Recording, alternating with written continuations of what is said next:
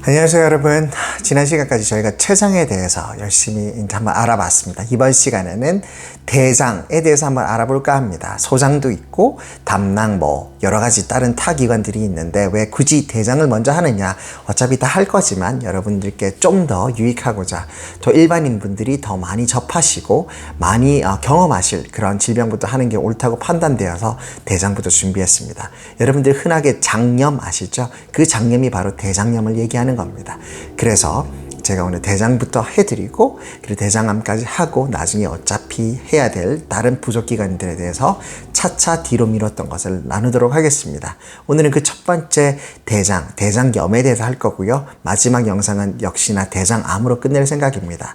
한번 여러분들께 얼마나 도움이 될지 모르지만 열심히 한번 이렇게 이야기를 해보겠습니다. 첫 번째, 대장에 대해서 여러분들이 얼마나 알고 계신가요? 여러분 막창이나 이런 소, 돼지의 그런 거 장요리 드셔보셨죠? 대창, 막창 하는 거. 그게 바로 이 대장을 얘기하는 거예요. 창자를 얘기하는 거죠. 소화기관, 튜브 모양으로 생겼습니다. 총 길이는 한 1.5m 정도 되고요. 작은 어린아이의 키 정도 되죠. 그리고 크게 결장과 직장으로 나눠져 있습니다. 결장을 영어로 colon, 그리고 직장을 rectum. 그래서 일반 외과적인 기준에서 보면 대장 자체를 colorectum이라고 표현하기도 합니다. 근데 어쨌든 세부적으로 결장과 직장, colon과 rectum으로 구분되어 있다는 거. 총 길이는 1.5m 되는 거라는 거 아시면 됩니다. 소장은 작은 소자를 써서 작은 창자, 그리고 대장은 큰 대자를 써서 큰 창자라는 소리입니다. 말 그대로 직경이 달라요. 그리고 두께도 조금씩 다르고요. 저희가 부검을 해보면 이렇게 그거를 저희가 하나하나 다 만지면서 느끼고 그 부검 안에 하면서 그 안에 이제 어떤 출혈이 있는지 구멍이 난 건 아닌지 그리고 맹장이나 이런 것들은 제대로 위치해 있는지 여러 가지를 따지게 됩니다. 프로토콜 차원에서. 그런 의미에서 저희는 자주 이제 소장과 대장을 만지게 되는데 차이는 완연하게 납니다. 소장은 좀 더 얇고요. 대장은 좀 더 두꺼워요. 직경도 더 크고요. 자, 그래서 이제 그런 거에 대해서 오늘 한번 나눠보는 시간 갖도록 하겠습니다.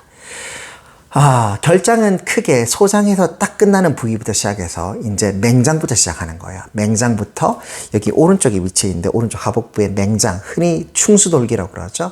그리고 그 끝에는 또 튜브 모양의 한 8에서 10cm 정도 되는 충수돌기가 있습니다. 튜브 모양의 긴 거. 그게 바로 맹장이라고 흔히 부르는 부위인데요. 여기 염증이 생기면 뭐죠? 맹장염. 주로 청소년기 그리고 더 어린 아이들이 걸리죠. 성인들은 잘 안 걸리는데 이 맹장염에 똥이나 죄송합니다. 똥 또는 변들이 차가지고 염증이 생겨서 acute appendicitis, 맹장을 appendix라고 하거든요. 부속기관이라는 소리의 appendix인데요. 그만큼 인체에 있으나 마나한 부위라는 소리죠.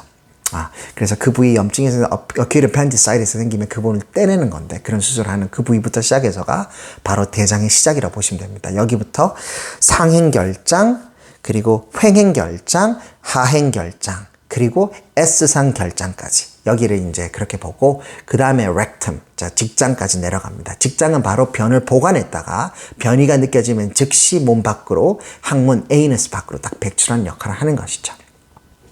여러분들이 음식을 먹으면 첫 번째 소화, 입에서 소화를 하죠. 음식을 마구마구 씹습니다. 씹으면 이게 바로 뇌로 신호가 갑니다. 나 지금부터 소화를 시작할 거야. 음식이 들어가니까 준비해. 그럼 식도도 움직이고 위도 움직이고 담낭, 그리고 췌장, 소장, 대장, 그리고 맨 끝에 항문까지 유기적으로 신호가 전달이 됩니다. 왜 그럴까요? 이 씹는 행위 자체가 있다는 것은 이미 음식물이 들어가고 있다는 소리고 음식물이 들어가면 필연적으로 소화를 시작해야 되잖아요. 그래서 우리가 GI, 소화기, 소화계라고 부르는 겁니다. 모든 소화는 연동적으로 유기적으로 일어나는 것입니다. 근데 그 출발은 바로 뇌가 컨트롤하는 컨트롤 타워로 신호가 올라가는 데서부터 시작하는 거예요. 내가 씹는 행위 이 자체가 이미 뇌로 올라가서 신호를 주는 겁니다. 음식물이 들어간다 준비해. 소화효소들 준비하고 대장들 너희도 준비해. 밤새도록 음식물이 대장 안에 꽉 차 있겠죠. 그 부분들이 마저 소화를 해서 일어나자마자 음식물을 씹는다면 마저 위에 새로운 게 들어가니까 밀어내서 안에 속에 있던 걸 바깥으로 내보내. 이런 식이 되는 겁니다. 흔하게 매일 여러분들이 경험하시는 것들, 아침에 아침 식사를 하시거나 물을 마시는 행위 자체도 물을 씹는 거, 마시는 거, 또는 아침에 음식을 드시는 것, 뭐가 되죠?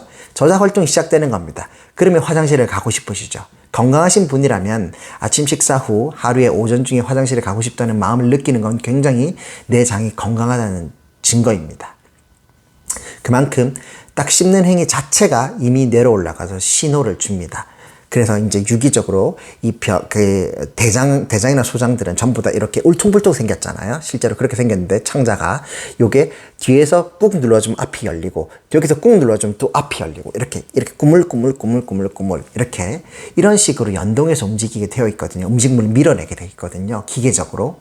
그래서 장이 그렇게 생긴 겁니다. 그래서 그 장으로도 신호를 보내는 거예요. 음식물을 씹는 행위 자체가 내려 올라가서 그러면 음식물을 밀어내야지 이런 것들이 결국 종국의 렉텀, 직장까지 닿으면 변을 누고 싶어하는 마음으로 연결이 됩니다. 그 변이를 느끼면 거기 리셉터들이 많이 신경들이 분포해 있어요. 그 신경들이 전달이 받아서 바로 변을 내보내는 활동, 즉 화장실에서 배변 활동을 여러분들이 시작하게 되시는 겁니다. 자, 모든 활동은 씹는 행위, 음식물을 먹는 행위에서부터 시작하는 거죠. 그래서 만성적으로 변비가 있으신 분, 변을 잘 안 누시는 분들은 뭐가 문제냐? 잘 드시지 않아서 일어나는 겁니다. 10중 8구는. 내가 음식물을 많이 먹는데도 잘 안 난다? 그런 경우는 드물어요. 내가 음식물을 적게 드시면 변비가 생기는 거예요. 그래서 다이어트를 열심히 하는 몸매에 관심이 많은 젊은 여자분들, 젊은 여성들이나 청소년분들, 외모에 이렇게 관심이 많은 다이어트 심각하게 하시죠. 음식물 양을 극히 줄인단 말이죠. 그럼 화장실을 잘 안 가게 되세요. 그럼 만성적으로 잘 안 가게 되면 인체 자체는 또 기관들이 좀 관성해졌는 경향이 있기 때문에 또 그만큼 그 능력들이 그런 기능들이 그만큼 다운이 되기 시작합니다. 변을 누고 싶은 마음도 점점 줄겠죠. 그러니까 만성적으로 변비에 시달리게 되시는 거예요. 화장실에 더 오래 앉아 있겠죠. 그러면 이제 또 여러 가지 하부 쪽 에이너스 쪽에 문제가 또 생기는 거죠. 치핵, 치질이라든지 그런 쪽으로. 그래서 그런 것들이 잘못된 배변 습관, 식습관 때문에 일어나는 경우가 많습니다. 장은 이처럼 여러분들의 삶의 질에 지극히 연관을 가진 중요한 기관입니다. 여기 염증이 생겨서 문제가 탈이 난다면 바로 그게 첫 번째 염증인데 바로 대장염, 우리가 흔히 대자를 떼고 말하는 장염이 생기게 되는 것입니다. 원인은 너무 많아요. 너무 많지만 오늘 하나하나 짧은 시간 안에 이렇게 하나씩 짚어드리는 시간을 갖도록 하겠습니다. 어쨌든 이제 기능부터 조금만 더 설명하고 넘어가자면 이제 결장, 코온이라고 하는 부위는 아까 말했듯이 맹장을 지나서 상행, 횡행, 하행, 그리고 S자 결장까지. 여기서는 변을 만들고요. 변을 저장하는 역할을 합니다. 그 변을 만들고 그리고 보관하고 저장하는 역할을 하는데 하는데 이때 중요한 임무는 바로 수분을 재흡수하는 거예요. 이렇게 결장들을 거치면서 수분이 흡수가 되거든요. 소장에서는 작은 창자에서는 영양분들이 흡수가 됩니다. 위에서 쭈물쭈물 강산으로 인해서 죽 형태로 만들어졌던 음식물들이 소장을 거치면서 소화액들과 더불어서 짬뽕이 되면서 이제부터는 소화가 되기 시작하는 거예요. 기계적인 소화를 넘어서서 화학적 소화가 일어나기 시작하는 겁니다. 그러니까 소장을 거치면서 소장의 그 긴 튜브를 거치면서 소장 벽에 있는 수많은 혈관들과 여러 가지 이런 점막을 통해서 영양소가 흡수되기 시작하는 거죠. 비타민, 무기질 모든 영양소 다 흡수되기 시작하는 겁니다. 그리고 남은 찌꺼기들이 계속 이제 장을 통과하게 되는 거죠. 그럼 대장에 이르면 무엇이 일어나냐? 영양소 흡수는 소장에서 끝이 나고 대장에 이르면 본격적으로 수분의 흡수가 일어납니다. 음식물들에 수분이 있을 거 아닙니까? 그것들을 전부 다 빨아들입니다. 왜? 수분들은 몸 밖으로 나가면 안 되거든요. 수분이 몸 밖으로 나가면 그게 뭐다? 탈수. 인체는 수분이 필요합니다. 인간의 몸은 60에서 70%는 수분으로 이루어져 있죠. 혈액 뭘로 이루어져 있죠? 혈액. 액이란 말은 liquid. 액체라는 말이고 그 액체는 물을 말하는 겁니다. H2O라는 물인데요. 이 물이 없으면 혈액이 운반될 수가 없죠. 혈액을 통해서 적혈구, 백혈구, 그리고 혈소판까지 그리고 그 수많은 영양소와 산소들은 운반이 될 수가 없어요. 그러면 세포가 죽고 몸은 죽겠죠. 결국 생명체는 죽음에 이르를 겁니다. 그래서 물은 인체에서 가장 중요한 요소입니다. 제일 많아야 되고요. 그러니까 탈수는 인간이 생명체가 경계해야 될 제1 위험 신호입니다. 그러니까 탈수가 일어나면 근육 경련부터 시작해서 각가지 이제 장기 부전이 일어나는 거예요. 그쵸? 탈수가 일어나기 시작하면 이미 뇌가 신호를 보냅니다. 너 물 마셔야 돼. 갈증이 나죠.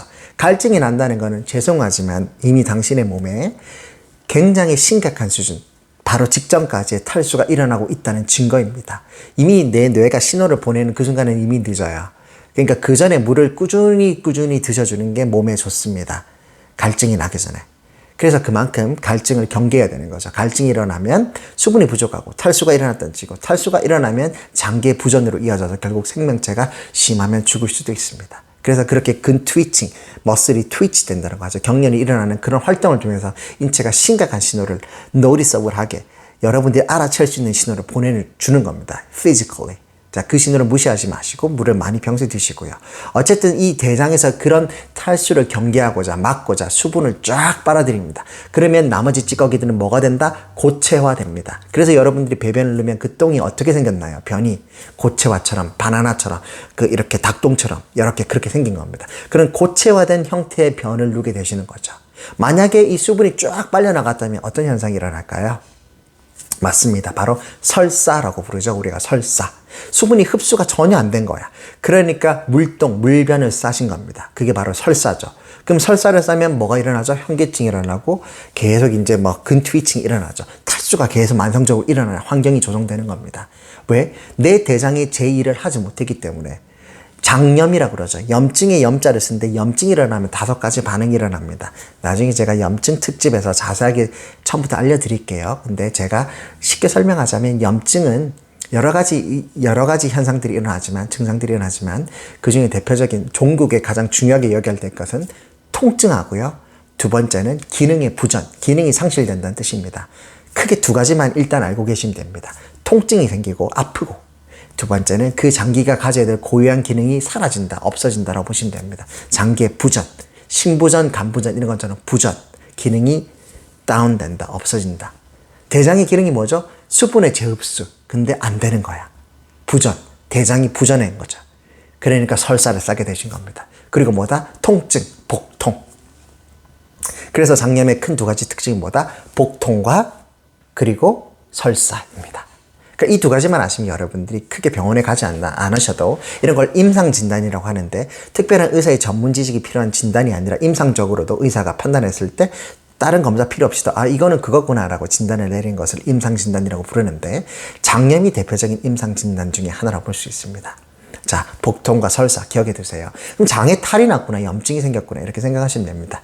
그럼 뭘 해야 되느냐? 급히 병원에 가야 될까? 심각한 병원에 가셔야 되죠. 근데 일상생활에서 이게 그렇게 심하지 않다면 참으시고 하면 되는데, 이럴 중요한 것은 일단은 장염이 났기 때문에 금식을 해야 되겠죠. 음식물을 계속 넣으면 계속 소화기가 활동을 해야 되잖아요. 그러면 불난집에 부채질 하는 거예요. 일단은 진정시켜야죠. 췌장하고 똑같이 다 진정, 금식을 하는 겁니다. 굶을 수 있는 만큼 굶는 게 좋아요. 그리고 굶을 때 탈수가 일어났으니까 어떻게 한다? 계속 설사를 싸실 거거든요. 물을 계속 보충해줘야지. 근데 물만 보충해주면 될까요? 물에는 영양소, 미네랄이 충분히 들어있지 않거든요. 뭘 보충해줘야 될까요? 미네랄이나 전해질 같은 걸 보충해 주셔야 됩니다. 이 대장이 하는 일이 수분과 함께 전해질을 같이 이렇게 빨아들이는 거거든요. 몸 안으로. 그러니까 여러 가지 전해질들, 나트륨이라든지 칼륨, 칼슘 이런 것들, 무기질 전해질들을 충분히 보충을 해주셔야 돼요. 그래서 포카리 스웨트나 게토레이 같은 거는 좋은 겁니다. 그러니까 그런 음료를 함께 드시면서 수분과 함께 재흡수가 잘 되는 음료수들을 많이 마셔주는 게 장염을 이겨내는데, 극복하는데 일단 발생했다면 도움이 됩니다. 심하면 병원 가서 링거 맞아야죠. 자, 입으로는 음식을 넣으시면 안 됩니다. 포인트는 그거예요. 금식. 입으로 넣는 순간 장기를 타고 소화기를 타고 활동을 시켜버리게 되니까 절대 안 돼. 뇌가 신호를 보낼 거거든. 그러니까 링거를 맞으면 바로 혈관을 통해서 영양소랑 수분이 공급되기 때문에 뇌로 신호가 가지 않아요. 그러니까 몇 날 며칠이고 수액만 맞아도 생명이 연장되는 겁니다. 입원했을 때. 그러니까 그런 원리로 심하시면 그렇게 하시지만 평소 때는 물과 전해질이 많이 들어있는 그런 게토레이나 이런 것들을 드시면서 계속 이제 그걸 극복하시면 되겠습니다. 그러면 어느 순간 시간이 지나면 대부분 나아요. 이런 경우는 대부분 원인이 비감염성, 그런 원인의 장염일 경우예요. 비감염성이라고 제가 잘못 말했네요. 그냥 일반 장염일 경우에. 지금부터 원인을 그럼 바로 말씀드려야 될 텐데, 장염의 원인은 크게 감염성 원인이 있고, 그리고 비감염성이 있어요. 감염이라고 하면 여러분들 바이러스, 박테리아, 그리고 원충, 아메바 같은 이런 걸 얘기하는데, 그리고 비감염성이라면 이 감염성을 제외한 나머지 전부 다. 그러니까 원인들을 이렇게 나눠서 생각해야 됩니다. 10중8구 원인은 바이러스나 박테리아나 원충인데 대부분은 바이러스예요. 바이러스가 뭔지 아시죠? 여러분들이 살아가는 이 일상생활하는 세상에는 무수히 많은 바이러스들이 문에도 묻어 있고요. 곳곳에 묻어 있습니다. 누군가 기침을 하고 묻어 있을 수도 있고요. 여러 가지 이런 바이러스들이. 그중 대표적으로 장염을 일으키는 바이러스는 노로바이러스하고 로타바이러스가 있어요. 이런 것들은 대기억하면 많이 애들이 겪죠. 성인성 설사를 일으키는 바이러스이기도 하고요. 이런 바이러스 때문에 대부분 장염이 일어납니다. 또는 이제 박테리아 때문에 일어나기도 합니다. 이질, 장티푸스, 캠필로박터, 그리고 뭐 이콜라이 대장균 바이러스부터 이런 것들이 다 대장균균부터 이런 것들이 전부 다 박테리아성 원인이고, 원충을 따지면 아메바도 장염을 일으킵니다. 이건 굉장히 흔하지 않죠. 국지적인 원인이 아니라면 여러분들이 겪게 될 거는 대부분 바이러스가 대부분입니다. 자, 원인에 따라서 이제 병원에 가서 정말 심해. 그럼 바이러스 같은 경우는 집에서 대부분 이렇게 자가 치료가 됩니다. 시간이 지나고 금식하면 해결되는데, 너무나 심해. 뭐 하열도 하는 것 같고 너무 복통이 심해서 응급실 가면 바이러스보다는 좀 더 심하네. 그렇게 따지면 의사들은 생각을 합니다. 아마 감염성 중에서도 박테리아 정도로 생각할 수 있겠구나. 그래서 검사를 해보면 이제 대변 검사도 하잖아요. 컬처라고 하는데, 그런 걸 해보면 이제 항생제를 쓸 수 있는 근거가 되는 거죠. 근데 경험적으로 항생제를 쓸 수도 있어요. 그러니까 여러 가지 항생제를 쓰면서 이제 박테리아성 재장염을 잡는 거죠. 그렇게 해서 이제 딱 되는 겁니다. 그 외에 비감염성 원인을 들자면 항생제 자체 때문에 생길 수도 있어요. 병원 입원해서 뭐 여러 가지 다른 항생제를 쓰다 보니까, 페니실린 계열의 항생제를 쓰다 보면 또 장염이 생길 수도 있어요. 이게 바로 그 약물에 의한 대장염이거든요. 그래, 주요한 원인은 C. diff라고 하는 건데, 우리 의사들 말로는 C. diff colitis라고 표현합니다. 어쨌든 그러니까 이런 약제성에 의한 대장염도 굉장히 병원에 입원한 환자들에게 흔하기도 하고, 베쳇이라고 하는 이런 자가 면역 질환도 대장염을 일으키기도 하고요.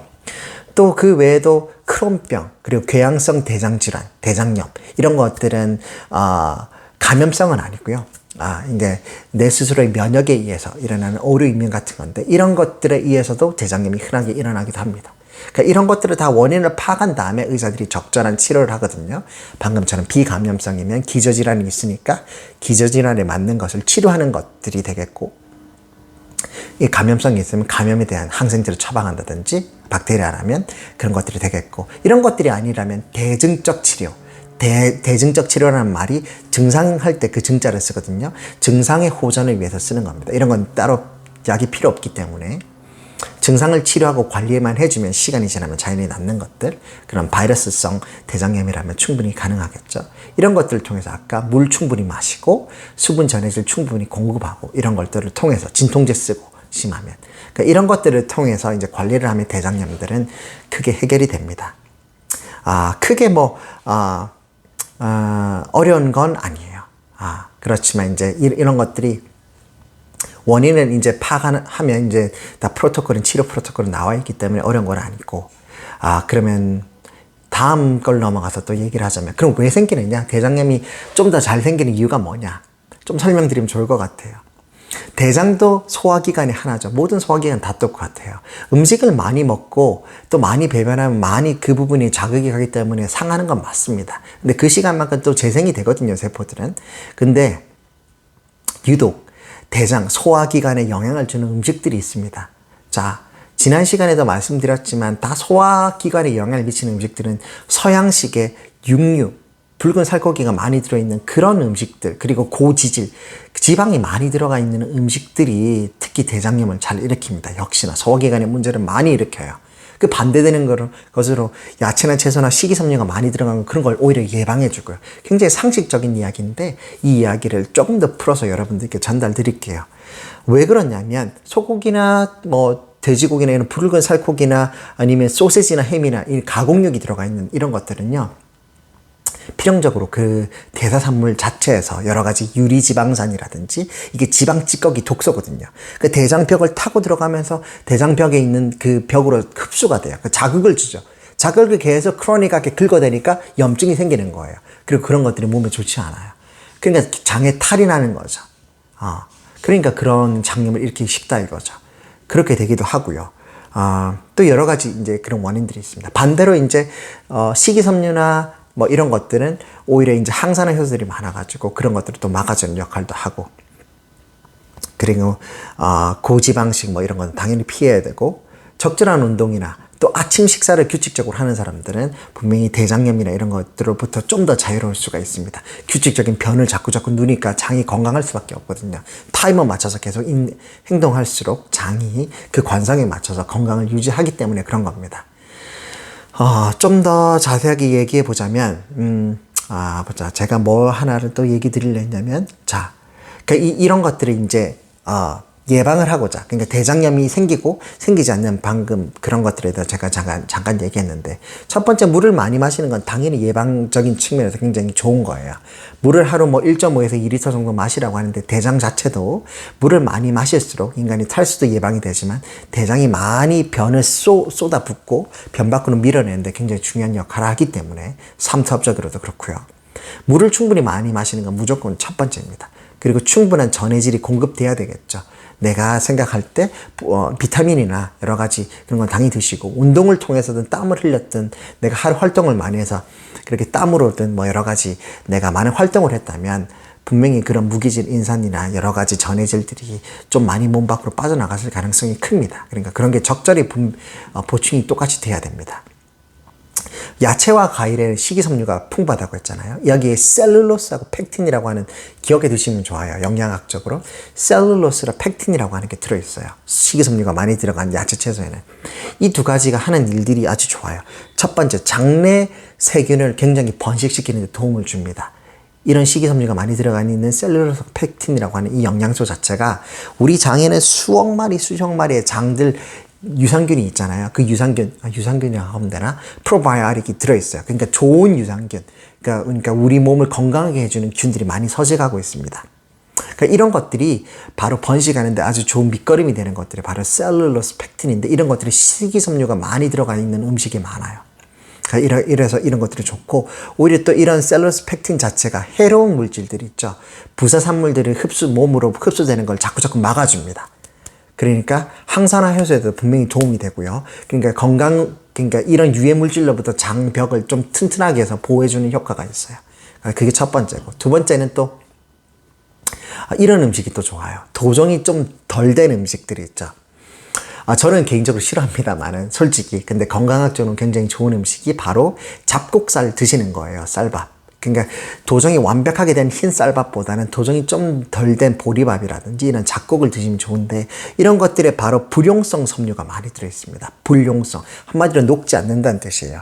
녹지 않으니까 이 물체 자체가 쭉쭉쭉 장을 밀고 장 끝까지 해서 변 밖으로 밀어내는 효과가 있는데, 이러면 배설물들이, 똥, 변이라고 하는 것들이 대장에, 그러니까 결장에 모여 있잖아요. 밤새도록 모여 있다가 음식물을 먹으면 밀어내고 해서 직장을 통해서 변으로 딱 체내 밖으로 배출되는 건데, 이렇게 저장되어 있는 변들 자체를, 이런 음식물 자체를 불용성 섬유 이 자체가, 도정이 덜 된 음식에 많이 들어있는 이것들이 쭉쭉쭉 밀어줍니다. 그러니까 장을 빨리 통과하게 만들어줘요. 이게 뭐가 좋으냐면, 장을 빨리 통과하게 되면 독소가, 음식물에서는 다 이제 부가산물인 음식물이 만드는 이 변에는 다 독소가 있을 거잖아요. 변을 넣어보시면 아시겠지만 냄새가 나고 지독하죠. 이게 다 암모니아부터 시작해서 여러 가지 독소들이 거기서 뿜어져 나오는 건데, 독소가 몸 밖으로 배출되는 과정인 겁니다. 그런데 이런 독소가 장에 오래 머물면 좋을까요? 나쁠까요? 안 좋죠. 당연히 장벽은 당연히 미코사라고 하는 점막으로 되어 있고, 점막은 보련적으로 혈관들이 분포되어 있고, 그 점막 सब미코사 아래쪽엔 다 혈관들이 분포되어 있거든요. 그러니까 여러분들이 눈으로 볼 수 있고, 저희 같은 의사가, 병리과 의사가 현미경으로 보면 명확히 알 수 있어요. 그 혈관들이 쭉 분포되어 있고, 그 밑에 이제 근육층들이 얇게 분포되어 있는데, 이 근육과 혈관층에서 빠르게 음식물이나 여러 가지를 흡수해요. 독소도 마찬가지입니다. 점막을 타고 빠르게 몸으로 흡수가 되는 구조로 되어 있어요. 그러니까 변을 오랫동안 못 누신 분들, 만성적으로 변비에 시달리신 분들, 일주일 동안 화장실에 못 갔어요. 정말 위험한 건 뭔지 아세요? 변비가 아니에요. 그 독소 자체가 몸으로 흡수돼서 독소가 몸에 쌓이는 것. 이 독소가 만성염증을 일으킵니다. 온몸을 돌아다니면서요. 온몸이 그런 분들은 아프세요. 여기저기 아파. 근데 원인을 몰라. 원인을 몰라서 병원에 가면 나 어디 아파요 하면 원인이 없어. 분명히 의사들은 유출을 할 수 있지만, 그런 유출을 하기까지에는 과학적 근거가 필요한데, 그런 검사를 해도 아무것도 안 나와. 전부 다 네거티브로 나오는 거예요. 그럼 의사가 해줄 수 있는 게 별로 없어요. 조언을 해줄 수 있지만, 그렇다면 원래대로 돌아가야 돼요. 내가 어떤 음식을 먹고 어떤 습관을 가지고 있는지, 이런 쪽으로 돌아가는 수밖에 없어요. 그러니까 서양의학에서는 여기까지가 한계고, 내가 뭘 먹는지, 내가 어떻게 변을 누고 어떻게 생활하고 어떤 걸 먹는지에 더 집중해서 보시면 좀 더 좋은 조언을 해드릴 수가 있죠. 그 대장은 오늘 제가 지금 얘기하는 이거는 그런 일환에서 보시면 되겠습니다. 제가 다시 돌아와서, 독소가 변 안에 꽉 차 있는데, 이 변이 화장실을 못 가서 꽉 안에 있으면 어떻게 될까요? 독소가 빨리 흡수가 되겠죠, 몸으로. 그러니까 몸에 굉장히 해로운 거예요. 염증을 일으키니까. 그리고 몸을 아프게 만듭니다. 빨리 빼내야 되겠죠? 독소를 빨리 빼내는 건 뭐냐? 숙변이 없도록 제때 변을 넣고 빨리 변을 빼내는 거예요. 바로 도정이 덜 된 이런 잡곡밥이나 보리밥 이런 데는요, 불용성 섬유가 풍부하기 때문에 이런 것들이 뭉쳐져서 변을 빨리 몸 밖으로 내보내는 역할을 하게 해줘요. 그러니까 독소가 흡수될 시간을 상대적으로 낮춰주죠.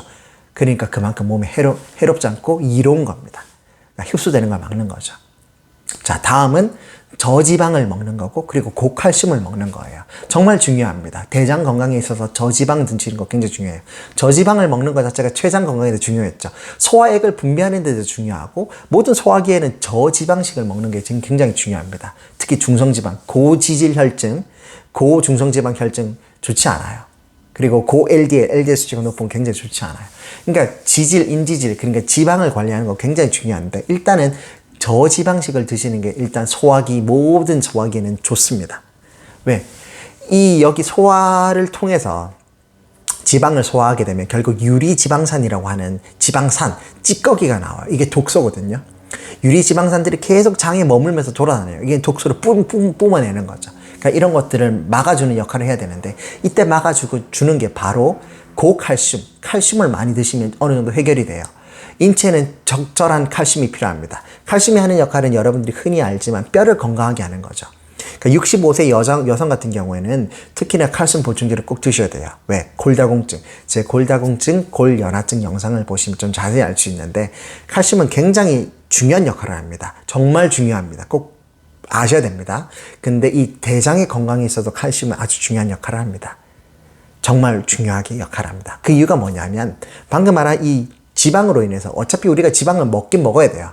근데 지방의 찌꺼기라고 하는 고지방, 육류에 많이 들어있고, 이런 고지방식을 먹게 되면 필연적으로 발생하는 유리지방산이라고 하는 게 있는데, 이게 찌꺼기고 독소인데, 이것들이 장에 오래 머물면서 독소를 뿜어내고 흡수가 된단 말이죠. 만성염증을 일으키고, 이것들이 도정이 덜 된 음식을 먹어서 빨리 체내로 분비시키는 것도 중요하지만, 또 다른 방면으로는 칼슘을 많이 먹어가지고 칼슘을 적절히 유지하면 칼슘이 이런 것들이 딱 붙어가지고 합체가 돼요. 합체가 되면 더 이상 유리지방산이 아닌 거야. 독소가 아닌 거야. 독소를 못 뿜게 막아주는 역할을 하는 거죠. 그리고 또 담즙산도 있는데요. 담즙이라고 하는 이 소화효소가 저희는 췌장할 때 했었죠. gallbladder에서 나오는 이 담즙산이 또 소화효소인데, 이 담즙산이 소장까지의 효소를 다 소화를 돕는 건 맞지만 대장까지 있으면 안 돼요. 대장에서는 최대한 발견이 되면 안 되고, 있어도 빨리 재흡수가 되거나 없애버려야 되는데, 이때 하는 게 칼슘의 효과입니다. 칼슘이 담즙산하고도 결합을 하고 이 유리지방산하고도 결합을 해서 이 두 개가 다 대장에 있으면 독소 역할을 하거든요. 대장을 막 긁어대서 염증을 일으키는 역할을 하는데, 이 두 가지의 염증 작용을 아예 봉쇄시켜버리는 거죠. 칼슘이 이들과 합체해서 그들이 독소 작용을 하지 못하도록 막아주는 역할을 합니다. 아시겠죠? 그래서 칼슘을 적절하게 먹는 건 좋아요. 칼슘 어디 많죠? 우유. 그러니까 성장기 어린이한테 프로바이오틱 먹이는 거 중요해. 근데 그거와 똑같이 중요한 건 우유를 많이 먹게 하는 겁니다. 우유에 칼슘 많죠. 그리고 비타민 D fortified, 그러니까 굉장히 강화된, 비타민 D가 강화된 그런 우유들을 먹이는 게 좋아요. 그러면 애들 뼈도 튼튼해지지만 대장 건강, 그리고 장염이 애들한테는 굉장히 불리한 조건으로 작용할 수 있는데, 성장기 어린이에는 왜 대장에 가장 중요한 우리 림프구라든지 방역 면역 체계가 자리 잡고 있습니다, 인체에서. 근데 어린아이들이나 성장기인 청소년 같은 경우에는 아직 그게 성인만큼 발달이 되지 않은 미완성 상태죠. 그러니까 바이러스 하나에도 그렇게 맥을 못 추고 장염에 쉽게 걸리는 거거든요. 그러니까 그런 아이들한테는 우유와 더불어서, 칼슘이 많이 드는 우유와 더불어서 이제 프로바이오틱이라든지 이런 섬유소가 많이 드는 음식, 그리고 잡곡밥 이런 것들을 많이 먹이면 그런 애들은 장염 잘 안 걸려. 데이케어 가다 잘 안 걸립니다. 그런 거 기억해 두시면 좋겠습니다. 그리고 탄산음료도 제가 하나 말씀드릴게요. 제가 여기 적어왔어. 탄산음료도 끄적거려 왔는데, 탄산음료에는 제가 이런 질문 정말 많이 받거든요. 몇 년 전부터 많이 받는데, 탄산음료 하면 콜라만 따져도 다이어트 콜라가 있고 제로 콜라도 있고 막 종류가 많잖아요. 정말 많아요. 그러니까 이런 것들 물어보세요. 제로 콜라나 다이어트 콜라 먹으면 좀 좋은 거 아니야? 좋을 수 있죠. 좋을 수 있습니다. 어떤 면에서는. 근데 제가 좋은 면을 말하려고 하는 게 아니니까 굳이 나열하지 않을게요. 좋을 수는 있으나, 그냥 차라리 드실 거면, 저 같으면 그냥 콜라 먹겠어. 안 드실 거면 안 드시는 게 좋아요. 제로 콜라니 다이어트 콜라니 일반 콜라니 그걸 따질 정도면 아예 드시지 마시고요. 그런 거 생각 없이 드시려면 아예 마음 편하게 제일 맛있는 걸 기호에 따라 드시길 바랍니다. 제가 드리고 싶은 말은 이거예요. 다 똑같아. 어떤 면에서 똑같냐면 여기는 인산염이라고 하는 게 들어있어요. 여기 적어온 데 따르면 인산염이라고 있는데 이 인산염이 굉장히 안 좋은 역할을 해요. 방금 제가 앞서 그렇게 중요하게 얘기했던 칼슘에 대해서 이 중요성을 드렸잖아요. 대장염에는 칼슘이 좋다. 예방에는 칼슘이 풍부한 걸 먹어야 된다. 근데 이 인산염이라고 하는 게 바로 칼슘 인산 들어보셨죠? 포스페이라고 하는 인산인데 인산이 칼슘하고 결합을 합니다. 칼슘 인산이라고 그러죠. 인산 칼슘 들어보셨죠? 그러니까 이 두 개를 합치면 또 칼슘이 둘이 합체가 되기 때문에 칼슘 작용을 못 하는 거야. 이 생리학이라는 게 그렇습니다. 인체 수많은 이런 전해진들이 떠나지고 무게질이 떠나요. 이들이 합체하고 홀로 활동하고에 따라서 다 작용들이 다른데 대부분 합체하면 그 본연의 기능을 잃습니다. 아까 말씀드린 것처럼 유리지방산하고 칼슘이 합쳐져서 유리지방산의 그 독소 활동이 정지되는 것처럼 담즙산하고 칼슘이 합쳐서 담즙산의 그 악한 활동이 원래는 좋은 활동인데 소화효소지만 대장에 끼치는 건 염증을 일으키는 요소밖에 안 되거든요. 이 담즙산의 활동을 막는다든지 결국 기능이 정지되는 거잖아요. 마찬가지야. 칼슘도 좋은 건데 칼슘이 활동해서 뼈로 가고 딴 데로 가서 튼튼하게 해야 되는데 이 인산이라는 거가 합체가 되는 순간 칼슘이 재활동을 못하는 거죠. 그러니까 free calcium level이 주는 거예요. 피 안에서. 그러니까 칼슘이 낮아지는 효과가 있죠. 그러니까 이런 것들이 탄산음료에 많이 들어있단 말이죠. 그래서 뭐라고 하는지 아세요? 야, 칼슘, 여기 탄산음료 많이 먹으면 뼈 썩는다, 뼈 썩는다. 뼈 건강하지 않아. 뼈 허물어져. 뼈 허물어져. 많이 들어보셨죠? 어르신들이 하는 말씀. 병원에서 말고. 이 말이 틀린 말이 아니라 정답입니다. 뼈가 허물어지는 게 아니라 뼈가 부서지죠. 왜? 칼슘이 뼈 안으로 들어가서 뼈를 건강하게 되는데 거기에 쓰여야 될 칼슘이 인산하고 결합해서 활동을 못하니까 뼈 자체가 건강해질 수 있다 없다 땡 뼈가 건강해지지 않는 거예요. 그러니까 결국 뼈 건강하고 관련이 있죠. 그러니까 나이가 들어서 탄산음료를 계속 마시는 분들은 뼈 건강이 골다공증이 골연화증이 빨리 찾아오는 거죠. 그러니까 골절이 한번 일어나면 평생 휠체어 타고 다니셔야 되는 거예요. 삶의 질하고 연관이 있죠.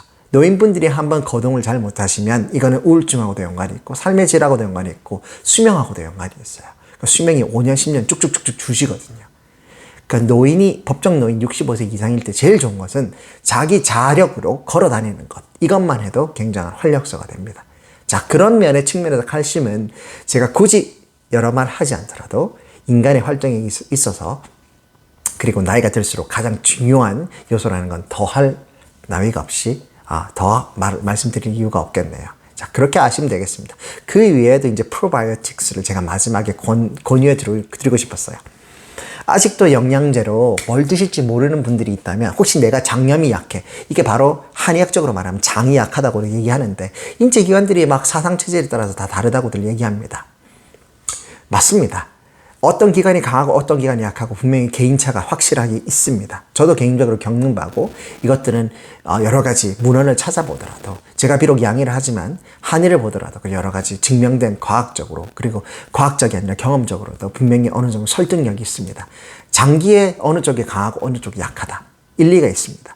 만약에 여러분들이 지금 이 방송을 보시는 분들이 나는 대장이 약하다. 한마디로 설사를 잘하고 장염에 잘 걸린다. 이 대장이 약하다로 표현할 수 있겠죠. 이런 분들은 프로바이오틱스를 꼭 영양 보충제로 드시길 바랍니다. 제 영상 유산균 프로바이오틱스 편을 한번 참고해 보시고 굳이 제 영상이 아니더라도 한번 드셔보시길 권합니다. 이것들이 꼭 필요하세요. 그래서 장이 약하신 분들은. 그래서 대장에 있는 유산균의 양과 그 질을 충분히 유지해 주셔야만 이 장내로부터의 면역에 충분한 효과, 면역 효과, 보호 효과를 누리실 수가 있습니다. 자, 오늘은 이렇게 대장염에 대해서 제가 좀 길게 벌써 30분이 넘었는데 좀 긴 영상으로 제가 말을 빨리 했는데도 영상이 이렇게 길어졌습니다. 2개로 만들까 하다가 그냥 한 영상으로 만들었습니다. 한번 대장 건강 잘 지키시면서 오늘도 은혜로운 하루 보내시길 바라겠습니다. 그러면 다음 시간에 대장암으로 한번 찾아뵐게요. 여러분 좋은 하루 보내십시오. 안녕.